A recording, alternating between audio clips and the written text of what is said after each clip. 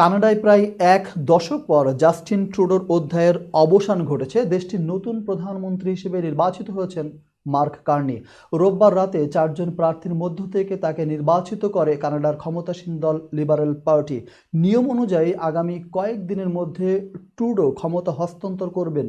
Mark Carney এমন এক সময়ে প্রধানমন্ত্রী নির্বাচিত হয়েছেন যখন কানাডা ও যুক্তরাষ্ট্রের মধ্যে বাণিজ্য যুদ্ধ তীব্র হয়েছে। মার্কিন প্রেসিডেন্ট ডোনাল্ড ট্রাম্পের আরোপিত 25% শুল্ক নিয়ে কার্নি বলেছেন, এটি কানাডিয়ানদের জন্য সবচেয়ে বড় সংকট। তিনি আরও বলেন, কানাডিয়ানরা সবসময় প্রস্তুত থাকে যখন কেউ তাদের গ্লাভস ফেলে দেয়, আর কানাডা কখনো হারবে না। ট্রাম্পের কটাক্ষের জবাব দিয়ে কার্নি বলেন, আমেরিকা কানাডা নয় এবং কানাডা কখনো কোনোদিন আমেরিকার অংশ হবে না।